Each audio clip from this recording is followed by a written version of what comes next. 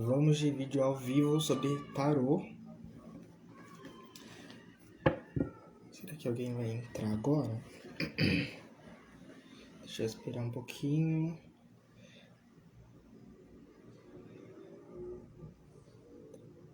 Bom, eu vou começar já a falar um pouco.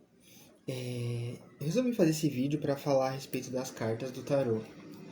Só que com um viés ou um olhar focado em imagens artísticas, né? Então eu selecionei algumas obras, desde filmes e artistas, que têm alguma relação com os 22 arcanos maiores do tarô. E por que eu resolvi fazer isso, né? Quando a gente se interessa por esse assunto, seja pelo tarô ou por assuntos assim análogos, né, parecidos, a gente precisa, ou é bom que a gente faça essas analogias com o nosso próprio repertório.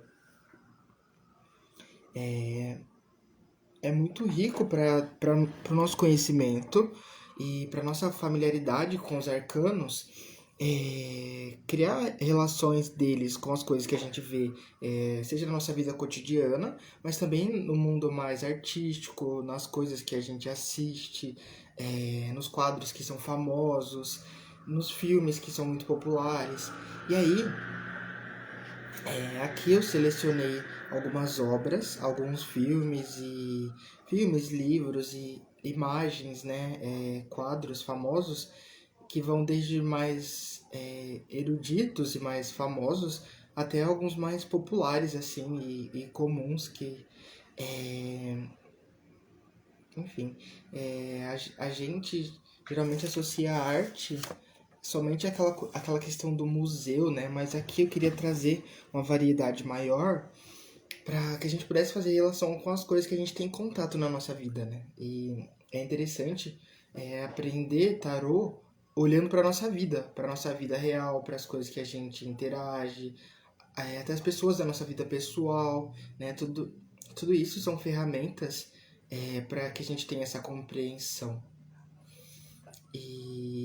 E aí agora a gente vai colocar essa lente, né, um pouquinho mais artística, para olhar para as cartas e se relacionar com elas, né, fazer uma amizade com as cartas do tarô.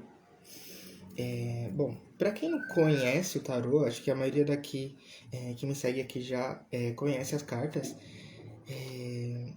É um baralho que tem, né, 78 arcanos, entre os maiores e os menores. E tem um destaque especial para os 22 arcanos maiores, que são que compõem uma jornada do louco até o mundo, né? Da primeira à última carta. O louco ele é a primeira e é a última carta. O tarô tem dessas coisas, né? E aí, eu queria começar falando sobre o mago. O mago, ele é o arcano número 1 do tarô. E ele traz aquela energia de começo, de quem tem muito entusiasmo de estar iniciando alguma coisa. E o mago, ele tem em si uma energia bastante inteligente, bastante criativa e perspicaz.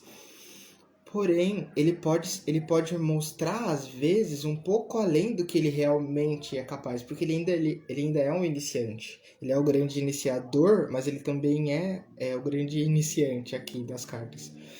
E aí, como ele é o primeiro arcano, o arcano 1, eu lembrei do primeiro livro que eu li na minha vida, né? Que foi O Mágico de Oz. E quem conhece a história, já viu o filme do Mágico de Oz, ou leu o livro, ou o que seja, sabe que no final das contas, o Mágico de Oz não era mágico de verdade, né? Ele na verdade, ele fazia truques, né? Ele era uma pessoa que fazia alguns truques, bem no estilo do mago, assim, né? E o Mágico de Oz, né? Na história, as pessoas estão indo lá pedir ajuda para ele, pedir conselhos. A Dorothy quer pedir para ele ajudar, que ela volte para casa. E o Espantalho quer um cérebro. O Homem de Lata quer um coração.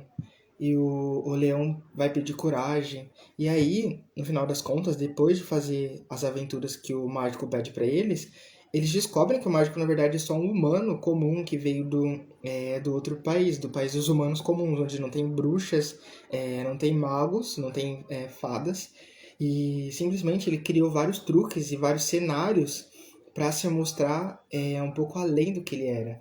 E o mago, ele tem muito esse poder de criar o cenário, de usar as ferramentas ali disponíveis para criar um cenário interessante, para construir alguma coisa interessante e que chame muita atenção. Né? Essa é a energia do arcano 1 do mago. E o segundo arcano, que é o arcano 2, é a papisa. Papisa, ou a sacerdotisa, né? Eu prefiro chamá-la de sacerdotisa, porque eu acho que essa expressão, ela abrange um pouco um número maior de possibilidades. Mas a papisa é porque as cartas do tarô, elas têm uma relação com a igreja católica, né? E o filme que eu trouxe para comentar e para exemplificar a papisa é o mais óbvio, né? Que a gente sempre vê por aí, que é aquele filme da Papisa Joana. E esse filme, ele retrata uma espécie de lenda ou talvez boato não confirmado pela igreja, ó, que teria acontecido de ter existido uma mulher papa.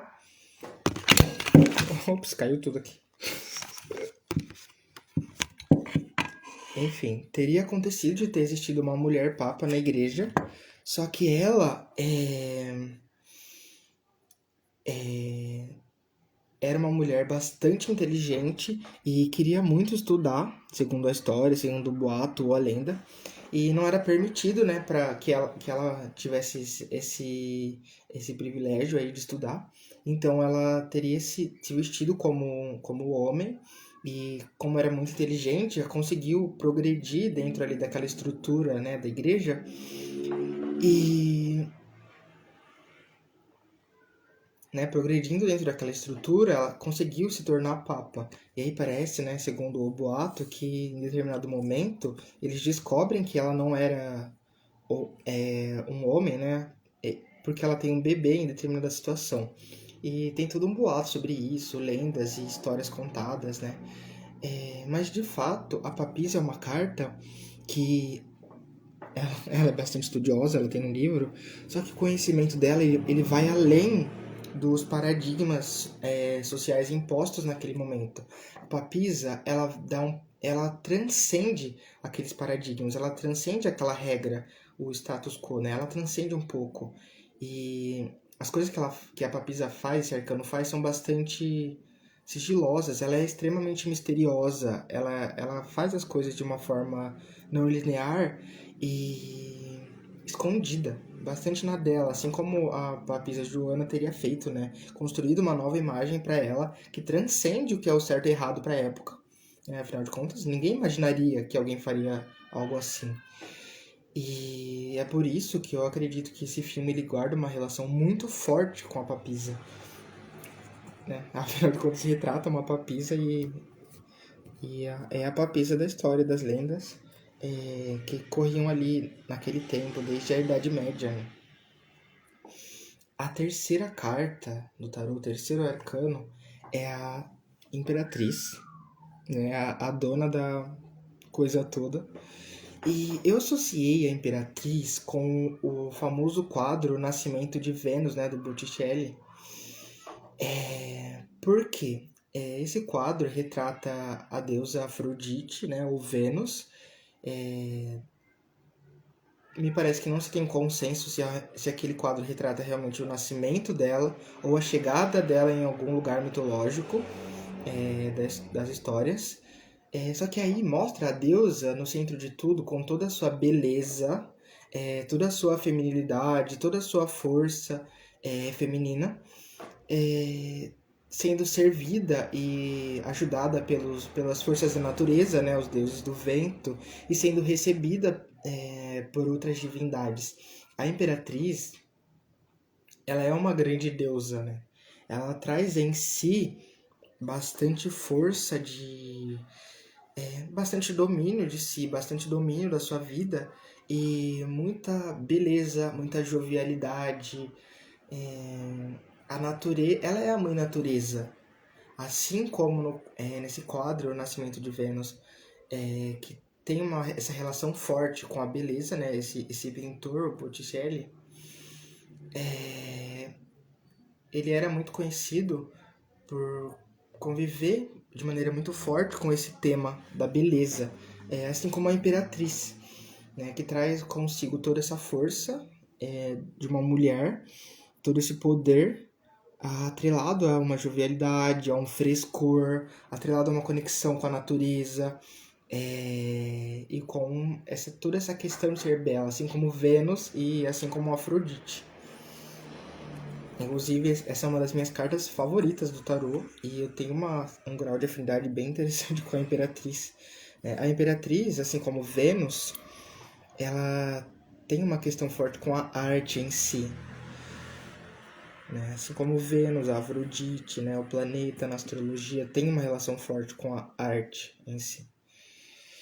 Bom, próxima carta, o Arcano 4, é o Imperador.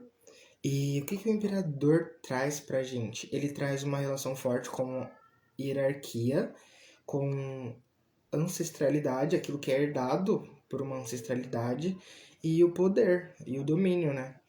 E aí eu lembro inevitavelmente do filme O Rei Leão, que lida muito com esses temas, né? Um reino todo que pertence àquela família real dos leões, do Mufasa e do Simba. Toda essa relação de tudo que é do seu pai vai passar para você um dia. E aí tudo que acontece com o reino quando o Mufasa perde o domínio, né? Todo o caos. Então o imperador ele traz consigo uma mensagem de estabilidade, né? Eu não me recordo exatamente qual é a origem do que eu vou contar agora, mas eu vi numa palestra acho que da Lucilena Galvão, mas eu vou parafrasear da forma que eu compreendo. E aí é uma alegoria para entender um pouco o carnaval, né? É dito que o carnaval, em determinada época, era uma época em que o rei ele deixava o reino, e aí um novo rei, né? O rei Momo, era colocado para substituir aquele rei para que as pessoas pudessem ser mais livres e tudo isso. Então, quando o rei sai, quando o imperador sai, as coisas ficam extremamente caóticas. As pessoas começam a fazer coisas de forma desordenada, comer de forma desordenada, enfim, carnaval, né? E o imperador, assim como o Mufasa ali, ele é um pouco essa imagem do domínio, do equilíbrio e da ordem estabelecida, né? A próxima carta, o Arcano 5 do tarô, é o Arcano do Papa. O Papa famoso. E aqui eu trouxe para refletir sobre o Papa aquele filme da Netflix que se chama Dois Papas. É um filme dirigido por um brasileiro e, salvo engano, foi indicado a alguns Oscars, né? E esse filme retrata aquele momento um pouco caótico que aconteceu na igreja quando o Papa, que agora me fugiu o nome, renunciou, né? E aí esse filme, ele mostra um pouco do que acontece quando o Papa não está, ou quando está acontecendo algum tipo de crise dentro da igreja e das estruturas da igreja. O Papa ele é um representante da ordem, do divino, do conhecimento e das tradições, né? O Papa ele é uma pessoa expert nas tradições.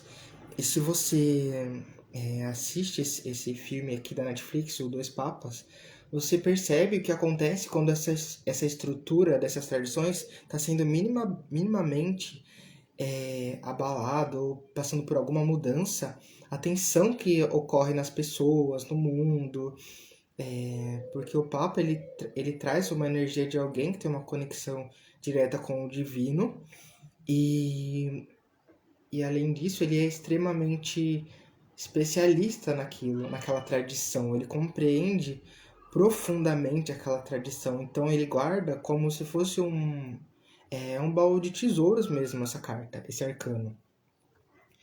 Porque sem ele, sem o conhecimento dele, as tradições elas ficam enfraquecidas, né? Então essa é a analogia que eu fiz para compreender aqui a carta do Papa. O sexto arcano é o enamorado, ou os namorados, ou enfim. Aqui no tarô de Marcelle é o enamorado. E aí eu trouxe para falar sobre o enamorado um quadro também do Botticelli, que é Vênus e Marte. E esse quadro, ele retrata Vênus, né, a deusa do amor, a Afrodite grega, acordada, desperta, assim, e numa postura satisfatória. E o deus Marte, né, o deus Ares, né, que é o deus da guerra, profundamente em sono profundo, né? Enquanto alguns sátiros vão roubando as armas dele, o elmo, enfim, a espada, a lança. E esse quadro ele representa a vitória do amor sobre a guerra, né? O Botticelli ele tinha uma relação forte com esse tema do amor e da beleza. E aqui na carta do enamorado também existe uma relação muito forte com esse tema. Quando o enamorado sai numa consulta como conselho, por exemplo, a gente costuma falar para a pessoa que ela pode seguir o coração dela nesse momento, né? Que é um momento em que ela consegue fazer algo porque ela gosta, porque ela se sente bem. E em contrapartida, se sair de uma forma negativa, pode estar mostrando que a pessoa ela vai ter uma dificuldade de tomar uma decisão, porque o amor ele nubla um pouco esse sentimento, essa dúvida pode nublar um pouco a consciência. E aqui, nesse quadro, é um quadro onde o amor vence, né? Nessa carta é uma carta onde o amor deveria vencer, onde o sentimento deve vencer, né? E é isso que eu tenho para dizer sobre essa carta, né? A gente pode ver que o Cupido aqui, ele está à frente do Sol. Então, se a gente for olhar isso de uma forma negativa, pode ser um sinal de que os sentimentos estão nublando a consciência. Mas, se a gente for olhar isso, se cair de uma forma positiva numa tiragem, pode ser um sinal de que é momento de seguir o coração, de fazer alguma coisa que não seja tão racional. Basicamente é isso. A próxima carta é a carta do carro, o arcano 7, a sétima carta. E eu trouxe um filme bastante popular e que as pessoas que gostam de arte talvez não gostem de me ouvir falando isso. Mas eu pensei em trazer esse filme Velozes e Furiosos, que na verdade é uma grande série, né, ou franquia, eu não sei como chama, que gira em torno desse tema das corridas de carro e da velocidade, das estradas e outros assuntos ali paralelos a isso, a esse universo de corridas e de pessoas disputando velocidade. E a carta do carro é um lugar em que a gente vai precisar de espaço para se movimentar e de muita concentração e autocontrole para seguir o objetivo que a gente tem e a direção que a gente decidiu seguir, né? Aqui nesse momento de decisão, né? Esse momento de escolha. E esse filme ele traz muito essa energia de movimento e as coisas vão mudando e um certo grau de disputa, né? Essa carta ela me lembra muito o Ayrton Senna, né? Que o Ayrton Senna, quando ele estava dentro no momento das corridas, né, da Fórmula 1, que ele participava, ele precisava estar 100% concentrado e ter um autodomínio, né, um controle muito grande de si para que ele não perdesse o controle da direção. Assim como qualquer pessoa, quando está dirigindo um carro, se ela não estiver concentrada, ela pode perder o controle, pode perder sua direção, pode perder seu destino, seu objetivo.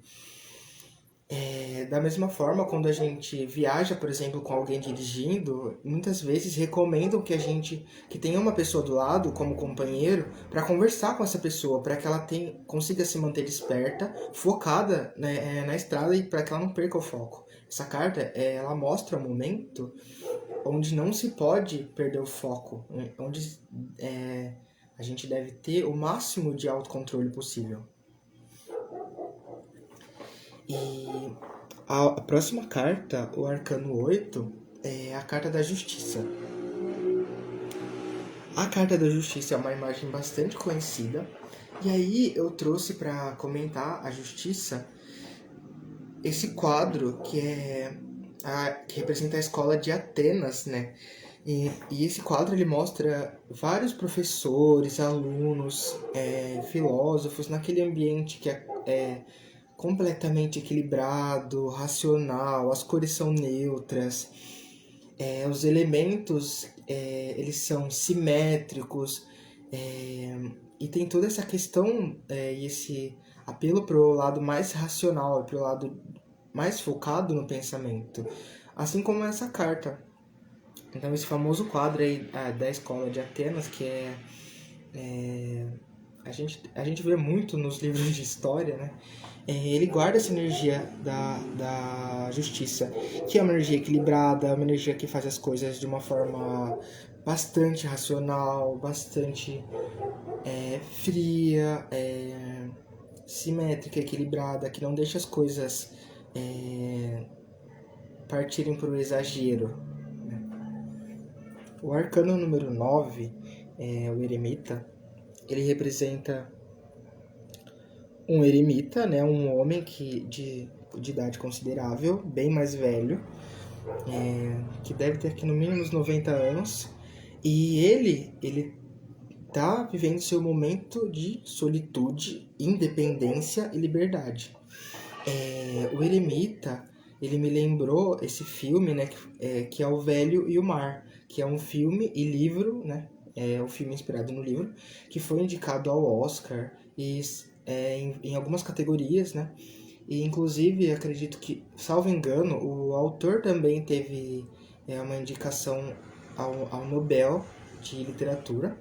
E aí, esse livro, ele traz uma imagem de um pescador já mais velho, que estava com um menino pescando, e aí ele não conseguia pescar nada, não vinha nada na rede dele, e aí ele decide partir daquele lugar que ele está fazendo aquela pescaria, e passa por um longo processo sozinho no barco, durante um tempo considerável. E esse filme ele tem poucos personagens, porque ele gira muito em torno desse tema da solitude, né?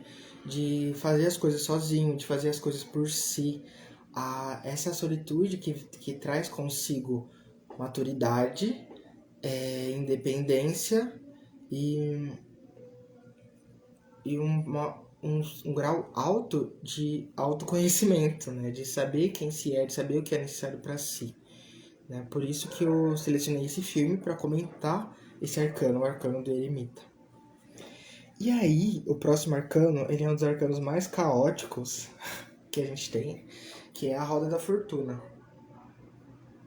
A Roda da Fortuna, ela traz consigo mudanças, traz consigo movimentos, traz consigo aquele momento em que tudo está girando e está se tornando muito aleatório e o destino está começando a agir. Aquilo que não está mais no nosso controle, a gente não tem como determinar e a gente não sabe exatamente onde vai parar, porém, a gente tem que, teoricamente, tem que confiar de que o destino está agindo, né? A nosso favor. E aí, eu não pensei numa obra de arte específica para comentar a Roda da Fortuna, mas eu quis trazer o Raul Seixas, né? Porque ele em si, a vida dele em si é uma obra, né?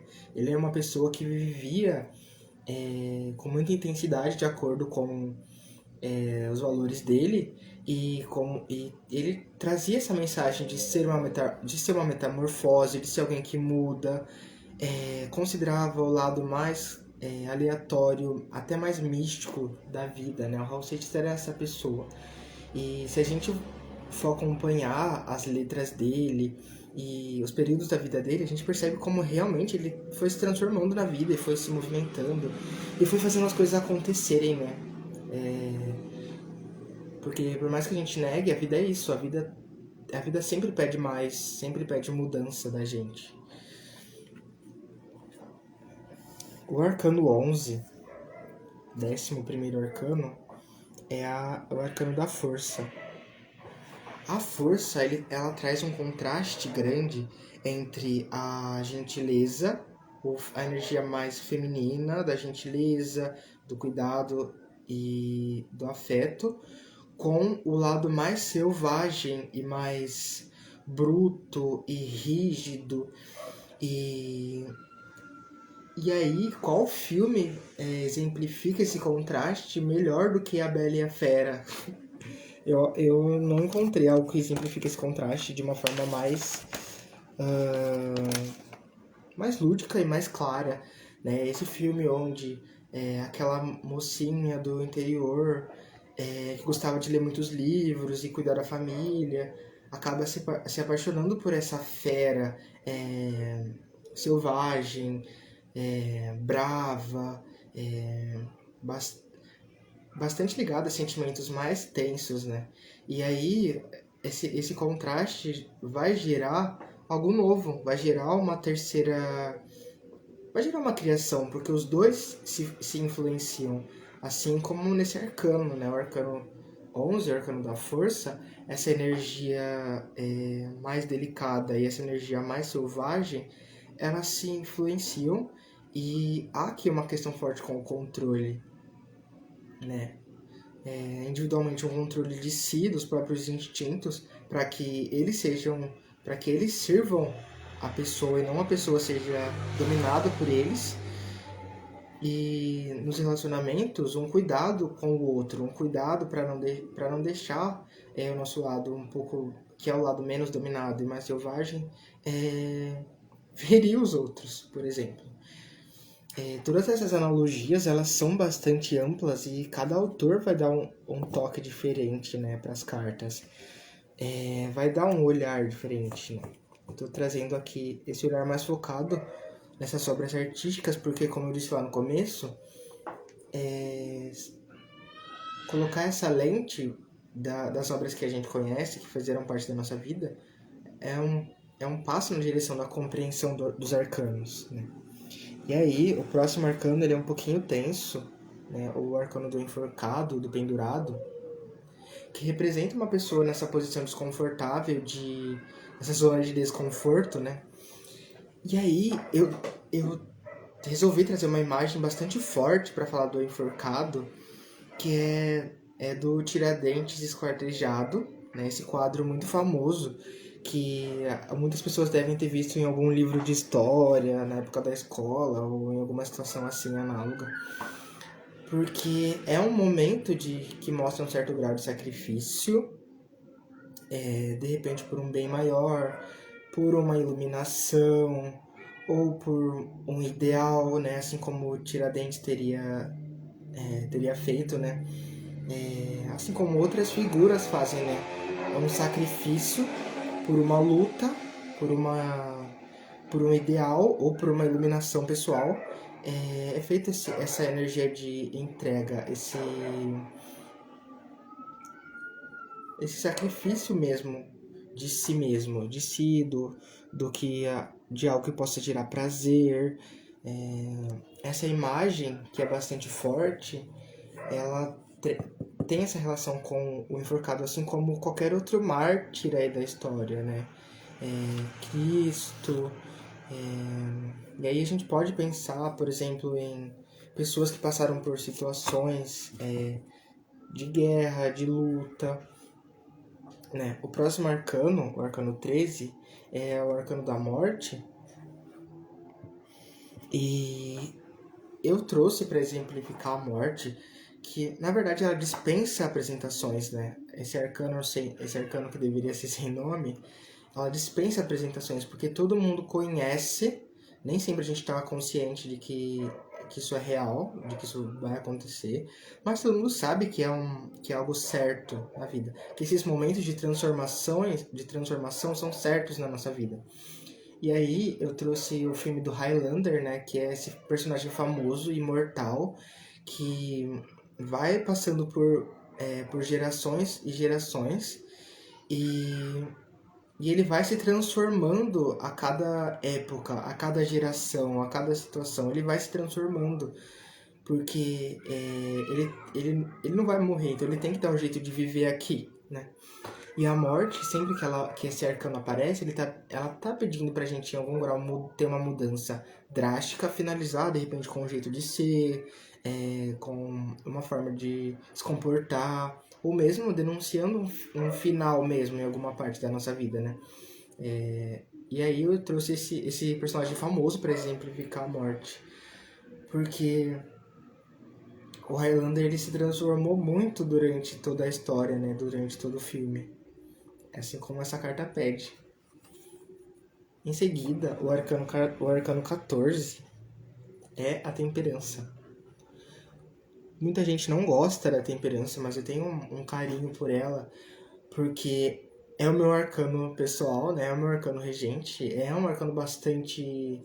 ele é uma coisa meio chá da tarde, assim. Ele é uma coisa bastante suave, tranquila, resiliente, bastante paciente. E aí eu trouxe como exemplo o filme O Fabuloso Destino da Amélie Poulain, né? Que esse filme francês, muito popular, muito famoso, que mostra a história dessa personagem tendo que lidar na vida dela com coisas muito difíceis e muito tensas, e ela lida com uma resiliência e uma força muito forte, né? Uma força muito forte. Ela lida com as coisas tensas da vida dela com essa resiliência, essa plasticidade emocional, né? Essa consciência de que as coisas elas se transformam, elas mudam, e durante toda a história ela vai passando por isso, né? Ela vai tendo que se regular. A temperança ela tá fazendo isso. Ela leva um bálsamo nos momentos difíceis. A temperança ela leva uma amorosidade, ela leva um equilíbrio muito forte depois da tensão, né? É por isso que ela é um pouco o chá da tarde, é por isso que ela é um pouco uma sala de meditação, é por isso que ela leva tranquilidade, por isso que as pessoas que têm relação com a temperança, elas, no ambiente em que elas estão, elas geram uma boa influência, um sentimento de purificação, elas conseguem gerar um ambiente agradável para as pessoas, elas conseguem gerar um lugar que as pessoas podem ser elas, se abrir de forma tranquila, que elas não precisam se preocupar com julgamentos e cobrança, né? Essa carta ela traz essa mensagem. E eu acho que o Fabuloso Destino de Amélie Poulain também traz um pouco essa mensagem da temperança. O arcano 15, o arcano que segue, é o Diabo, famoso e temido. E aí, também dispensa apresentações, né? Aqui é uma representação dos prazeres mais carnais, do lado mais animalesco do ser humano, daquilo que a gente julga, daquilo que a gente acha que é errado e feio. Mas todo mundo tem em si essa energia. E também traz uma relação forte com o domínio, né? Com o poder. Né? Tudo que a gente julga como feio, ou como a igreja julgou como feio e errado, enfim, pecaminoso. E aí eu trouxe um quadro para falar dessa carta, que é o Baco do Caravaggio, né? O Caravaggio, ele é um pintor barroco, e aí os quadros deles, eles vão acabar tendo essa influência, esse ar um pouco mais sombrio, esse ar um pouco mais soturno, misterioso, né? E o Caravaggio ele fez essa pintura do Baco, que era o deus Dionísio, né, na mitologia grega, que vem com uma mensagem forte dos prazeres, do lado mais místico e dos prazeres carnais, né? O culto ao deus Baco ali naquele tempo ali romano, grego, tinha muito relação com a loucura, o teatro, a sexualidade, e também algum grau de uma conexão mística, assim como essa carta, né, que é muito magnética, muito atrativa, ambiciosa, enfim, é um arcano um pouquinho assustador, porém não deveria ser assustador. A gente tem que lidar com isso na nossa vida sempre. A gente tem essa energia, todos nós temos essa energia. Quanto mais a gente está consciente disso, mais a gente está no controle dela, em vez de ser controlado por ela, né? A próxima carta, o Arcano 16, é o Arcano da Torre. E eu trouxe para falar da torre, né? Bom, primeiro vamos olhar a torre. Olha que caos, né? É aparentemente um raio que derruba aquela coroa no alto da torre, derruba essas pessoas no alto dela e destrói a estrutura, né? É um raio destruindo essa estrutura aqui, que é uma estrutura construída de uma forma um pouco arrogante e egocêntrica, talvez, né? E eu trouxe para falar da torre esse quadro Guernica, né, do Picasso. Esse quadro ele retrata um momento bastante tenso na Espanha, em que havia uma guerra civil e os governantes ali, as pessoas que estavam nas lideranças ali desses movimentos, estavam sendo bastante autoritárias. Era um período de bastante autoritarismo. E aí, nesse movimento todo, ocorreu esse bombardeio nessa cidade, que se chama Guernica, e muita coisa foi destruída. Se a gente olhar esse quadro, a gente percebe uma mistura cinzenta de informações caóticas, né? Mãe chorando, cavalo correndo em desespero, um combatente ali ferido, assim, é muita informação. É um quadro muito grande, fisicamente, e que traz em si uma informação também muito grande, o Guernica. Porque, assim como a torre, é um momento que a arrogância, o autoritarismo levou o ser humano para uma situação de destruição, levou o ser humano para um abalo das próprias estruturas que haviam sido construídas. O próximo arcano é a estrela, o arcano número 17. E aí eu trouxe para falar da estrela, que é essa carta que fala muito da conexão com a espiritualidade, da esperança, da renovação, depois da torre, né, daquela esperança, depois da tempestade vem a calmaria. E aí eu trouxe esse filme que se chama Escrito nas Estrelas, né, na tradução aqui para nossa língua. É um filme que ele traz uma relação forte do acaso e da esperança. Né? Tem muito de acaso e esperança. Esperança no que vai vir do acaso, no que vai vir de forma surpreendente na vida. E em inglês o nome desse filme é Serendipity. Serendipity é uma palavra que o significado dela, né? Ela não tem uma tradução literal, mas o significado dela é algo que vem de forma... É uma boa surpresa. Serendipity é uma grata surpresa. Viver nessa energia aqui da estrela, nessa energia que pode ser do Serendipity, né, desse filme, considerar que o destino tem boas surpresas pra gente, que tem coisas boas para acontecer, que o melhor está por vir, né? E que eu posso seguir meu trabalho com esperança, porque há coisas boas ainda para surgirem para mim. Existe um relacionamento no futuro feliz, existe um trabalho feliz, existe um fruto de um relacionamento que vai ser algo bom, existe uma surpresa naquele trabalho, existe uma alegria, existem alegrias ainda. Essa carta ela pede pra gente recuperar um pouco a esperança, os bons sentimentos e a fé. O próximo arcano que eu me dediquei bastante aqui para falar dele, porque é um arcano bastante tenso, né? É o arcano da Lua. E eu trouxe para falar da Lua o quadro do Van Gogh, que se chama Campo de Trigo com Corvos. É dito que esse foi um dos últimos quadros pintados pelo Van Gogh. E toda a obra e toda a história de vida que a gente conhece do Van Gogh, ela é bastante misteriosa, um pouquinho caótica e nada saudável, bastante misteriosa e com uma relação forte com as questões do inconsciente, com as questões de saúde mental, por exemplo, né? E aí é dito que depois de pintar esse quadro, o Van Gogh veio a falecer justamente em um campo de um campo de trigo, né? O nome do quadro é Campo de Trigo com Corvos, né?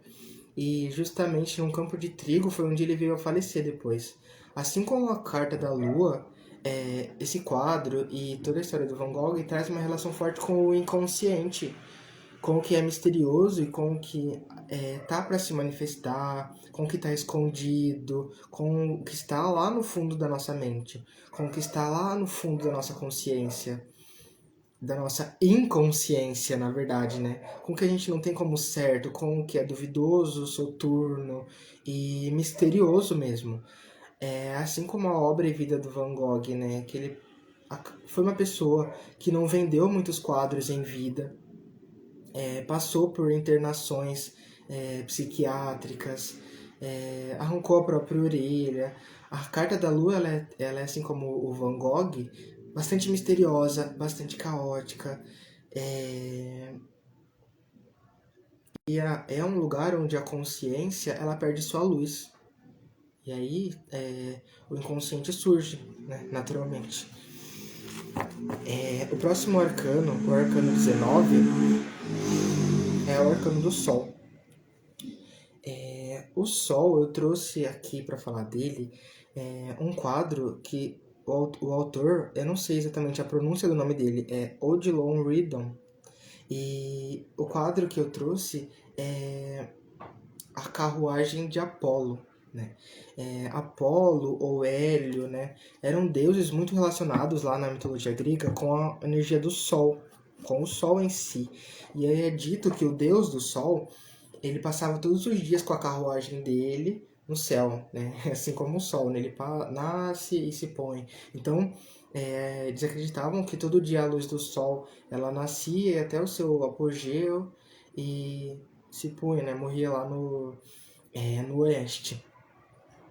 Como uma carruagem, assim como é retratada nessa obra desse autor, que é um autor simbolista, né? As obras dele são bastante enigmáticas, mas essa em si traz muito essa energia da luz do sol. E um outro movimento que eu usaria para falar e compreender o sol seria o renascimento, porque eu percebo o renascimento como uma volta de alguns valores mais belos, mais conscientes, né? O sol é tudo que a humanidade tem e que ela gosta de mostrar, que ela gosta de colocar na luz. Então o sol acaba sendo tudo aquilo que é bem elaborado, que é bonito. A próxima carta é o arcano 20, é o julgamento. E aí eu trouxe esse quadro expressionista para falar dele, que é o grito. O julgamento, ele mostra esse momento em que o anjo está tocando as trombetas e as pessoas vão ser julgadas aqui, simbolicamente, né? É um momento bem apocalíptico. E esse quadro, o grito, ele mostra esse momento essa energia de bastante tensão, de bastante espanto e chama atenção aquela figura. É um momento de susto. Então imagina como se um anjo tivesse tocado uma trombeta e você tivesse tomado um susto de repente, assim, que é o momento de que as coisas vão ser julgadas, os pingos nos is vão ser colocados. E eu percebo essa energia nesse quadro muito forte, de um momento em que as pessoas talvez estivessem um pouco dispersas e de repente alguém deu um grito assustador que mexeu um pouco nas estruturas, né? Agora, o arcano 21, né? O penúltimo que eu vou falar aqui, é o arcano do mundo, que ele é o final da jornada, né? Ele é o grande ovo cósmico, onde tudo tem vida, onde a vida se inicia, talvez, mas onde ocorre a completude, onde a gente se percebe com mais consciência, onde a gente percebe que a gente tem várias faces, que a gente tem vários lados, que a gente consegue ser algo mais completo e levar a completude para o mundo, né?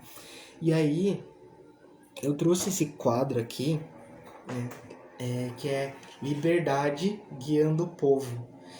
Esse quadro, muitas pessoas acreditam que ele fala da Revolução Francesa, mas ele tá falando de um período um pouquinho antes disso, em que em 1830, quando a França estava passando por uma situação de censura e o governo estava sendo bastante autoritário.